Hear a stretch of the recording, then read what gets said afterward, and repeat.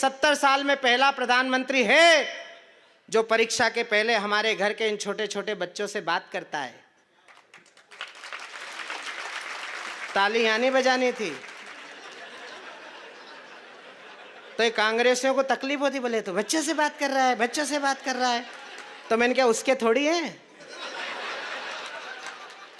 हमारा प्रधानमंत्री बच्चों से बात कर रहा है तो तकलीफ हो रही है, और आपका प्रधानमंत्री 10 साल तक एक ही बच्चे से बात करता रहा।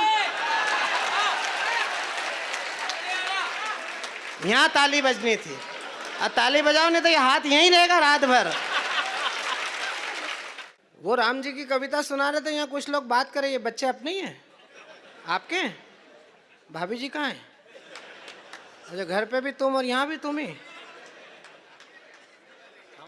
ये है पति की दुर्गति, करे दोनों ने मिलकर अवेरना इन्हीं को पढ़ रहे हैं।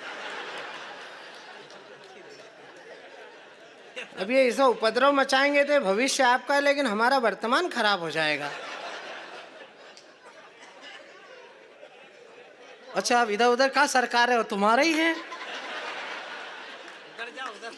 वो तो डायरी का पन्ना ही मैच कर रहा है तुमसे। तो वो पन्ने बता रहे हैं कि इसी डायरी में से निकला हूं।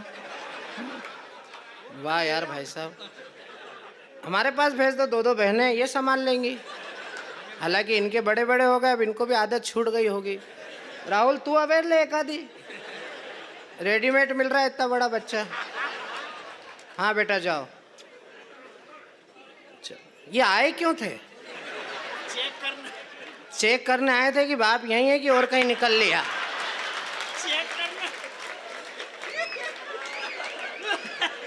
नारायण जी तुम सही विधानसभा में हो यार, तुम्हारे मतदाता बहुत जागरूक है, और महिलाएं तो कुछ ज्यादा ही जागरूक है। उन्होंने वहां से भेजा कि देख यहीं है कि और कहीं तो नहीं निकल लिया। कवि सम्मेलन बहुत काम आते हैं। अब कई लोग 7 बजे के निकले अभी तक नहीं पहुंचे, वो जब विष्णु जी खड़े होंगे तब पहुंचेंगे। अब इस बीच में किस विधानसभा में मतदान करे आए पता ही नहीं लगेगा। दिनेश दिग्गज इनका नाम है। अभी एक दिन इंदौर में यशवंत क्लब के कवि सम्मेलन पे इनको बुलाया तो खूब जमे रात में। दूसरे दिन सुबह की फ्लाइट पकड़ने गए तो वहाँ एक मैडम ने इनको पहचान लिया। अरे बोले तुम तो दिनेश दिग्गज हो, कल बहुत जमे। बोले जरा आओ वीआईपी लाउंज में। तो दिनेश दिग्गज का आसाराम जगा। इसको लगा कि आज सम्मान पूरे राष्ट्रीय स्तर का होने वाला है, तो ये भी झट उस महिला के पीछे पीछे वीआईपी लाउंज में घुस गया। महिला अंदर गई वीआईपी लाउंज में, वहां उसका बेटा बैठा था, इतना बड़ा जितना इनको ढूंढने आया था, इतना बड़ा बेटा बैठा हुआ था। मैडम ने कहा कि जरा आप कोट उतारिए, तो इसकी और गुदगुदी हुई। फिर उन्होंने कहा शर्ट उतारिए, और जैसे ही शर्ट उतारा और इनकी कमनी काया 42 किलो 500 ग्राम की प्रकट हुई, तो उस महिला ने अपने बच्चे से कहा देख बेटा बोर्नविटा पिया कर, वरना ऐसा हो जाएगा। हाँ हो नहीं, मुझे कोई तकलीफ नहीं है। मैं केवल इसलिए चमक गया कि ऐसा नहीं हो कि कोई इधर से चढ़ी आया हो। क्या है, मैं मुंदी पहली बार आया हूँ। एक जगह मैं विकास जी कविता पढ़ रहा था तो एक आदमी लठ लेके आ गया। मैंने उसके हाथ जोड़े, मैंने कहा भाई साहब मेरे से कोई गलती हो गई तो मैं बैठ जाता हूँ। बोले नहीं नहीं, आप तो हमारे शहर में मेहमान हो, हम तो उसको ढूंढ रहे हैं जिसने आपको बुलवाया है।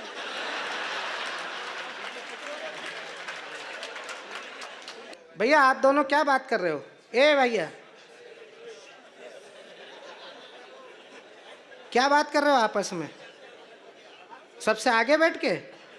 मैं यादव जरूर हूं, मूर्ख बिल्कुल नहीं हूं। देखो सबसे आगे बैठ के वो अपनी अपनी औरतों की बुराई कर रहे हैं। बेशरम होनो। अभी जाके भगवती छाती पैर रख देगी नहीं तो भोलेनाथ से आवाज नहीं निकली, ची कर देगा वहां। अच्छा, हमारा दुर्भाग्य है कि एक असली गांधी के चक्कर में कितने नकली बर्दाश्त करने पड़ रहे हैं, और जो सबसे ताजा गांधी है उसके तो क्या कहने। उसको यही पता नहीं कि आलू जमीन में बोया जाता है कि झाड़ पे लगता है। वो मध्य प्रदेश में आए थे, बोले 10 दिन में किसानों का कर्जा माफ हो जाएगा, उनके चक्कर में ये पड़ गए थे।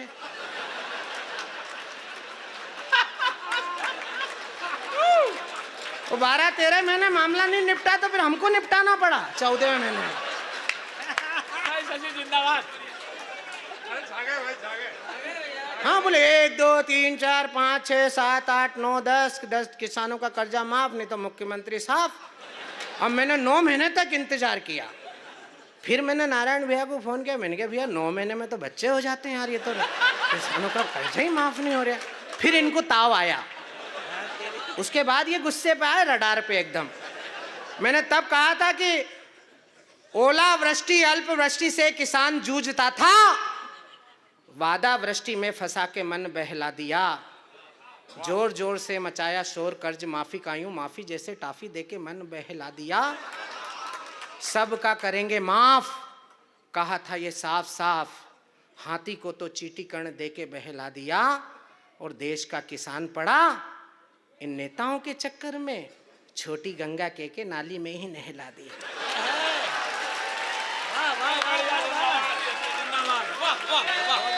जोरदार तालियां बजा दीजिए।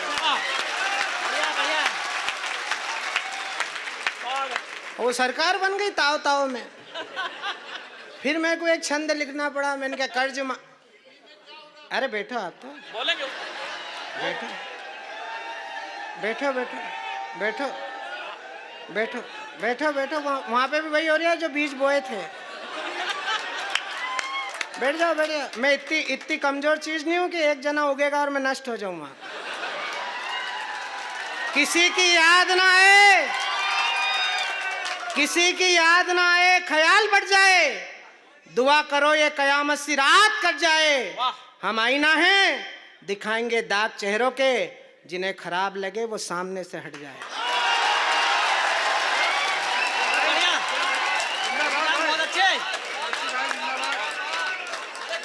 कर्ज माफी के बहाने सत्ता पा गए सयाने, उनकी जुबान अभी से फिसल रही है।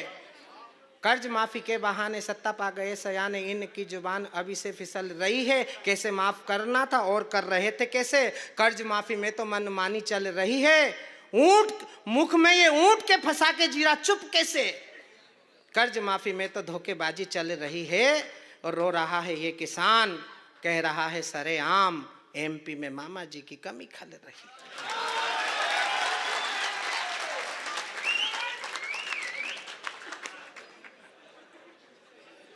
कवियों से तो उलझना ही नहीं कभी।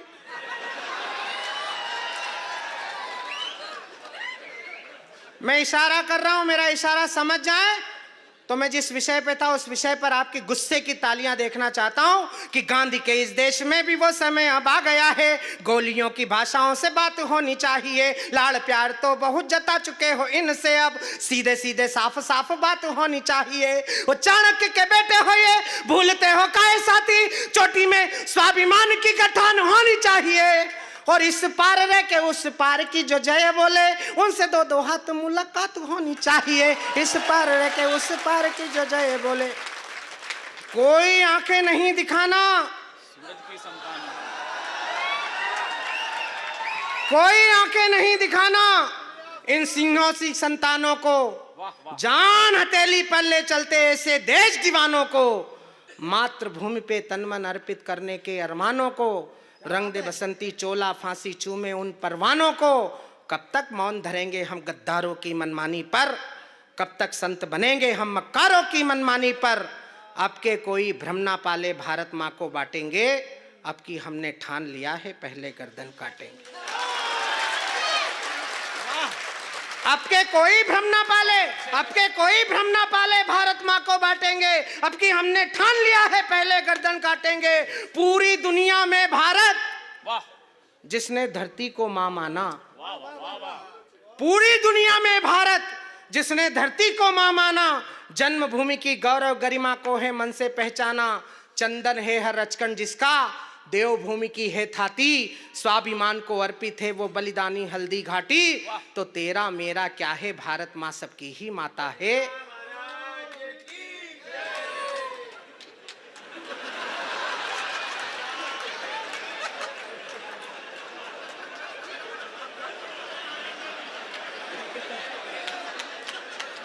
भारत माता की जय भी सल्फाज की थोड़ी समय।